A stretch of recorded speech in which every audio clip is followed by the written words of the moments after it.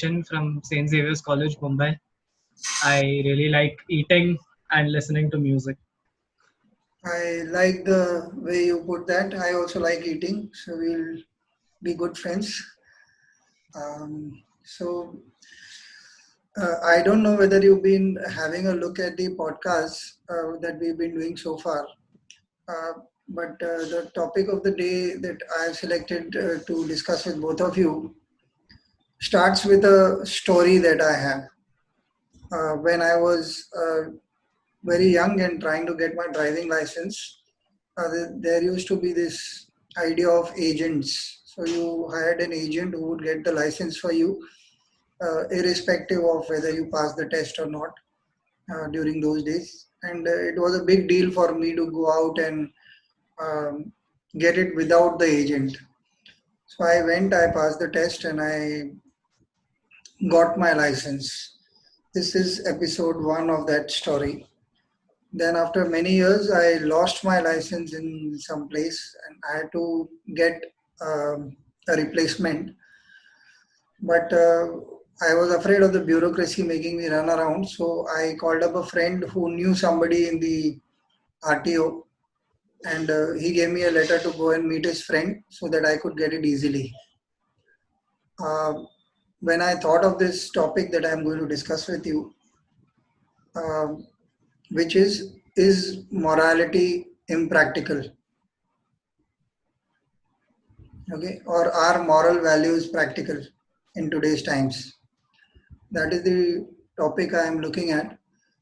So this story came to mind because when I was 18 years old, 16 or 18, whatever, in those days was the time when I could get my license officially. uh, I was very clear that I wanted to get it without an agent. But as I grew, and in 10 years, suddenly the fear of bureaucracy or my own fears of uh, whatever the issue might have been at that point made me opt for what I would see now as a shortcut. Now, both episodes have happened around a long time back. So, when I look back at it, I was wondering and I realized. So, my first question to you, Arush, is do you feel fear in living up to your moral values? Or is there any doubt, or what are the issues that you personally face on a practical level? Uh, my firm belief, firstly, is that moral values is something that's very subjective and can change over time depending on what your life experiences are. So I firmly believe that yes, I am sometimes scared to do certain things which I must do to live up to my moral values. But I think if we are able to face that fear and if we are able to do that particular task which we are initially scared to do, then that's what results in growth. When we overcome our fear and we live up to our own expectations, our own moral values, that's when I believe we grow as a person. Okay. So, Anand, taking from what Arush has just said, is it can we demarcate where the fear comes from? Is it the incident itself, or the event, or the thing that we are supposed to do, or is it the fear of something else altogether? Is it generic, or is it specific to certain things? For me, I'd say personally, I believe it's specific to certain things because uh, if you are to stand up for your morals in a situation where what you believe in may not be generally accepted by those you're trying to counter, that induces a situation of fear. But if it's a healthy environment where you have the support of the people around you in terms of espousing your morals, then I don't think fear is elicited. So I think a culture of liberalism and of consensus on morality or on a healthy basis of agreeing to disagree is where I think fear is minimized. Um Okay, Arush, I will penetrate this a little more with a thought that is running in my head. So both of you have kind of said about consensus and stuff like that. But is truth negotiable? Say, for example, let's get down to one specific example. It's a hypothetical example. Say you are in the examination hall and you do not know the particular subject or the question that is in front of you. You have a chance to copy from the guy next to you or girl next to you, whoever is sitting along with you. Uh, and you do get a chance, like you know you're not going to get caught. So what you do, can that not be irrespective of time? So what you do in your time today, or what we did in our time, or what Anand did a little earlier than now, would that not be the same truth? Where is the negotiation part? What consensus do you want?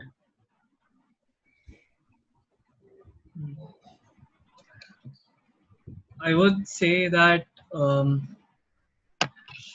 truth is some okay. So I have always believed that when we are looking at the truth, when we are looking at what exactly happened in the situation, there are two ways or two perspectives to look at it. One perspective is the truth that I believe is what actually happened. So if we are looking at a particular event, what I believe is the truth may be different from what Anand believes is the truth. And it may be different from what you would believe is the truth. And the second perspective is the absolute truth, what actually happened in that particular situation, which some people may believe or may not believe. So, and to answer your question, is truth negotiable? It's hard to say. I really can't come up with a clear cut answer in this case. So let's stick to the example. So is copying good or bad uh, for the person involved? Is where is the question of negotiation or perspective change? It is unless my school principal used to say that if you are going to become a lawyer, copying is good because they will give you the books in the examination itself. You got to know where the particular law or whatever you want to quote in the um court of law, you ought to know where it is. So copying is good there. But I used to think that was playing with words.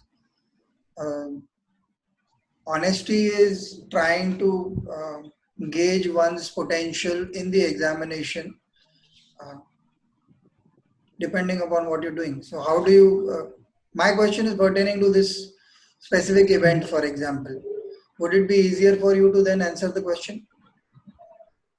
Yeah, so taking your example of copying in an exam, now this is a very um situational example. If I've not really prepared for this exam and I get an opportunity to copy, then I might as well do it because most people say that you're supposed to work hard in order to achieve what your goals are. But I believe it's more important to kind of work smart as well. Look at what benefits you the most. So now I'm not trying to say that copying is a good thing, but through this example, I just wanted to put out the fact that if you um, work smart instead of working hard, then things might be a little more easier for you. And Okay. yeah, I think in this case, for you as a person, as an individual, it could be justified. But if you are looking at, say, the if you are considering what the principal or the teacher may think about you copying, then it is wrong. So that's where the concept of moral values are subjective comes in. Okay. So, Anand, I want to push this a little forward in a different manner. So, suppose a student decides to copy. Okay. Right now, we are sticking to the whether the exam system is right or wrong, or the way we perceive education in our countries. Obviously, it's a big topic by itself, and there are a uh, lot of pros and cons about how it is done. But keeping that aside, so for example, here is a person who copies, who gets away with it and gets good marks. Uh, maybe found an ideal way to copy without getting caught. Now, beyond a point, do you think it also weakens the mind in terms of preparation for the exams that are going to come next? And as it is, they will, some or the other thing will keep coming. At some point, you got to take personal responsibility for whatever you decided to study, for example, in this case. So, do you think it weakens the mind? Is that a way to look at it rather than look at it in a way that he said that the principal or the teacher or vice principal would look down upon you for copying or even saying this? But I am saying much more than that. Uh, while it is right or wrong in the immediate circumstance or the peer pressure or other things, what about the mind, which is actually the most important place where we got to focus? I think this is attempting to address two different aspects, because if I do resort to copying once, it may not necessarily mean I am inclined to keep on repeating it. Okay. So, definitely, if you do keep on repeating it, it is it does weaken the resolve of the mind in terms of not being exposed to a situation where you have to prepare with limited time, read through a large section of material, and essentially understand it enough to give an exam. So if you there and that also weakens the resolve of the mind, because you need to acknowledge that there will not always be opportunities for you to conveniently implement your copying funda or whatever that's been working for so long. So again, it's in terms of short term and the immediate exam, if, that I am going to attempt, versus long term if I am to look at all the other exams and tests, evaluations, and everything else that will come up in life with college and work and everything else. So, Arush, how do you personally look at, say, if if it was you who were in this situation and you landed up doing it successfully once, what is the mindset that you carry home? Say, now I have another question for it. Suppose you really top the exam in that particular exam, okay, and you are being felicitated or you are being talked about as the scholar of the class or stuff like that. Do you think it's going to hurt you when you are in private thinking about it, Kish? Or are you going to think that you were smart, like the word that you used? I'm sure you used it in terms of how our peers use it these days. So, what would be So, your mind state? so yes, I agree that, okay, taking this example, I would agree that copying is wrong, as I previously said. But let's consider a situation where I topped. I would accept the result what I got, but I think it is important as a person to introspect and look at what you have done, and you need to really think about how it did it really, uh, you know how can I put this, did it really, uh, I don't know how to put this, did Hmm. it really live up to your values or your morals? Yeah. So I believe that you don't really need a person to tell you that this was wrong, because you obviously know it was. But I think if you don't want to keep repeating this habit, then I think the habit of introspecting and looking at what you have done and learning from it is something that's very important. Okay. My thought process about this, to continue this point further, shall we go back to the point where the copying is actually being done? Okay, uh, because you got a good example, and since you are in the age group where exams and these things are relevant, so we'll stick to this for now till we find a better one. But you are there, you are doing that, you're giving that paper, and you do not know that particular question or that paper or a particular set of questions that you know. Now, is it possible to develop a mindset of making things smaller in our head before these kind of events occur?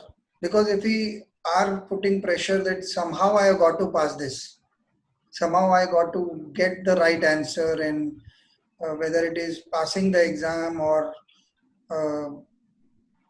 or removing the fear of failure or peer pressure that, oh, you don't know such a simple question or whatever, those kind of things. If all of that is considered beforehand, while we're, because a lot of emphasis is placed on the subjects and knowing the subjects and mugging them and just writing the or quoting the right answer most of the time.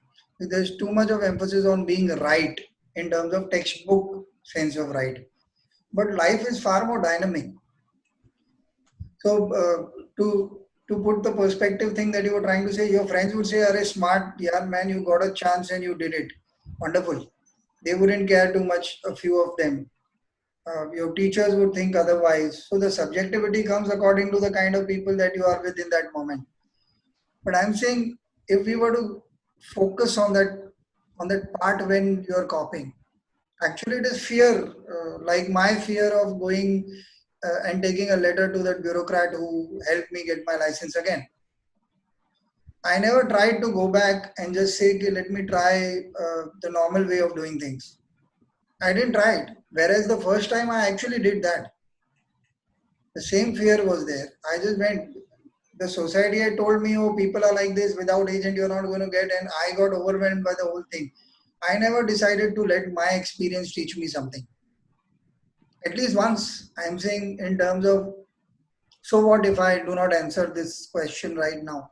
Is there a way, Anand, because of your little experience of having given more exams than Arush at this point of time, is there a way to train the mind beforehand to think independently and be out of that peer pressure of trying to perform and be right and up to it?